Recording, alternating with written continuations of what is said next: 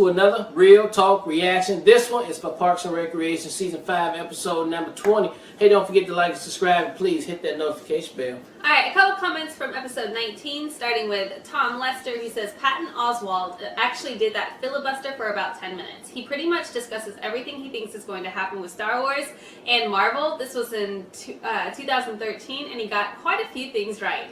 The extended cut is here, and he provided a link. We'll have to check that out. Yeah, I bet he was going. I bet that's hilarious, yeah.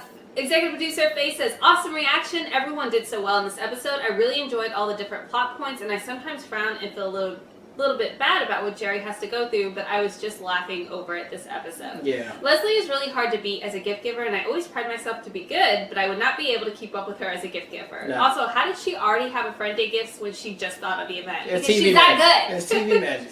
That being said, I've actually had people tell me not to get them too many gifts. For example, some of the gifts I bought my co-workers, Star Wars Death Star shaped waffle maker, signed pictures from Karate Kid movies, signed autograph of Sarah Michelle Gellar, signed print of SpongeBob by Tommy Kenny, etc. I don't know. Even though people felt nervous about accepting them, to me it's not about what you get back. It's really about wanting to find something that people like and feel happy with and connect us even though I no longer work there. It's just knowing that for a moment you made your friend or coworker or family member so happy. Yeah. Really good feeling. So I both understand and am incredibly impressed with Leslie's gift-giving skills. I totally agree. I love giving gifts too, and I like finding unique ways to make people feel really special, so I can relate to that, but I'm no way in the realm of the universe that Leslie is in. No. You could not compete. Alright, executive producer JoJo says, beat me to it with a link. This was a really tight episode with all the plots firing and clicking on all cylinders. Love both Patton and Ben getting all geeky, Ben about GOTs, and Patton about, well, everything. I think it was because of Donna in this episode that I picked up the habit of saying someone can get it because everybody on that whole show can get it. I love Donna. Alright, Gabrielle comes through to say, love your reaction and this episode. Fun fact that filibuster by comedian Patton Oswalt was all him improvising. There's a great 8-minute long clip of him uncut, just going off on his fantasy J.J. Abrams Star Wars film. It's really great and a huge testament to just how funny and incredibly quick Patton Oswalt is as a comedian. And it says a lot about the show and everyone involved that they would allow such a great comedic moment to happen. Yeah. I still watch it every now and then for a laugh. Executive producer Kate says, even though April is my spirit guide, I have to admit Donna Meagle is all-time MVP. Bidding on the hustle of Blow undershirt was almost as good as her in the cigar bar, which was almost as good as her singing the Little Sebastian song, which was almost as good as her singing Time After Time, almost all this season. And she only gets better, just saying. Kate adds, also tall Tyrion Lannister, that is all. Executive producer Lasith says, I loved everything about this episode. Everyone did an amazing job. I love that Leslie managed to get rid of the outdated laws so quickly, and I also love the cameo from Agent Koenig, from Agents of S.H.I.E.L.D. Yeah. Also, April outsmarting both Chris and Ron was excellent. I also love the new friendship Leslie created inadvertently, and I look forward to their future best friend interactions. Also, RJ, did you manage to get your breakfast day from J Rabbit? Can't wait for the next one. Oh, can I have a breakfast day? I made you breakfast today. You did, yeah. You did make a great omelet today. I mean, it was picture perfect. We should have taken a picture. We should have taken a picture, but we were so hungry. Next time she makes it, we're going to make sure we show y'all. Okay. She go hard making omelets. Oh, well, thanks, babe.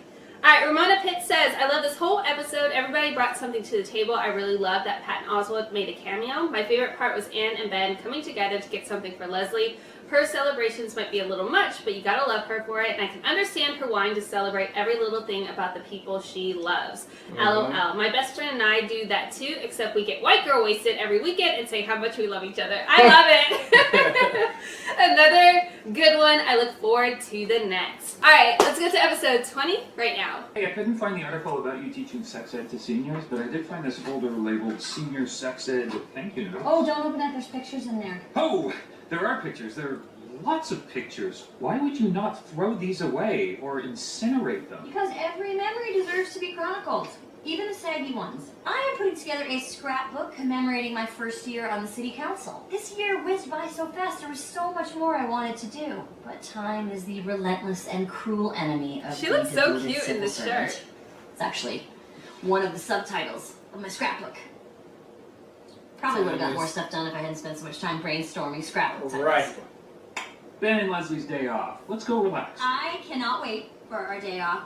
But what if we took a day on and stayed here and worked on some projects? It sounds pretty sexy, right? No, Leslie, No. you've worked non-stop, holidays and weekends. You're just going to take a day. Mercilessly. Ha, nature. Okay, my transfer was approved. So starting now, I am an employee of the County Health Board. You are no longer my boss, and we can have a baby without it being a conflict of interest. Clear sailing. Goodbye, Ann Perkins, my excellent employee. Hello, Ann Perkins, my fallopian princess. So, Fallopian here's the drill. princess. You make your deposit in here. If you fill it up all the way, you get on the board. Then we take the sample, spin it in the centrifuge, Current champ. and prepare it for fertilization. Sounds romantic. I guess it's go time. Go time! Wait, what am I doing? I don't go with you. Oh, no, I go in alone. Uh-oh. Everything's fine. Well, I guess that settles who the new Jerry is. No, it doesn't. I barely even said it wrong. Stop it! This is how it begins. That's how it begins. Next, Jerry. One screwed up sentence. And 30 years later, I'm wearing aquamarine sweater vests and listening to Bonnie Raitt and the Da Vinci Code on my iPod. That's it. It's already started. Aw.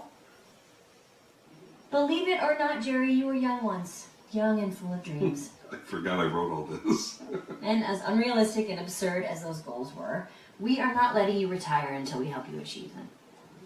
So let's see what's first. Eat in City Council private dining room? Okay? No, we can't, because in a few short years, we're going to be visiting Jerry here, and he will have achieved nothing. Is that what you want? No. Okay, then. It has really Imagine if actual sex were like this. Let me remove my clothes, so we may begin to engage in physical activity to multiply our genes. And it's also weird because we dated and we remember what it's like to engage in some of those physical activities. Exactly. And we were also pretty good at those physical activities. Yeah, just do that. It's way easier Yes, you are. and cheaper. Yeah, just be together. You know, is this all the pamphlets? Because I think that maybe I have some left in my...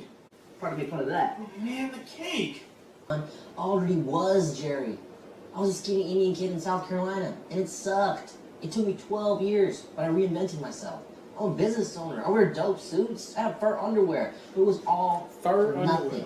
Back to being a Jerry. Alright, I'm gonna go buy some sweatpants and a Nicholas Sparks novel. Might as well lean into it. Tom can take care of himself. He's a grown man. Well, half grown. He does have a business where he rents out his clothes to 12-year-olds. Eggs, bacon, and toast. Eggs, bacon, and toast. Why don't you start your day the Dorgan's way with eggs, bacon, and... Toast. Oh, me? Toast. Eggs, bacon, and toast. Do we ever eat? But as Chris and Ann, I don't think on again, off again is a great parental model. Well, I completely agree. But if there is a hypothetical chance that we could provide a home with two parents who are hypothetically together, then that could be even better, hypothetically. Of course, we should discuss and consider all the possibilities. The most important thing for me, and I think for you, is that we have a child. And I don't want to do anything to jeopardize that. Do you want to make out? I really do. So they're gonna get back together? I guess. Hey, What are you doing here, Jerry? I thought you were fired. I wasn't fired. I retired. I thought you were fired. I asked Jerry to come in. That new intern wasn't working out, so I got rid of him. Once again, I object in the strongest possible terms. Once again, noted. So, but I love the way that they did it. Classic Parks and Rec way to do it.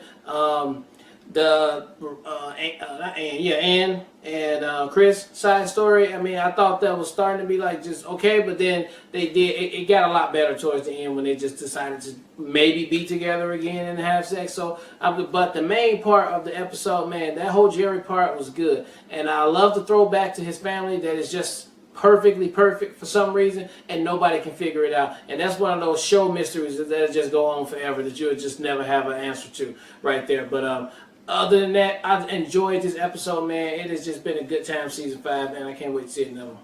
Yeah, I think it was a solid episode. I think that it could have been funnier, especially with the Jerry-centric episode.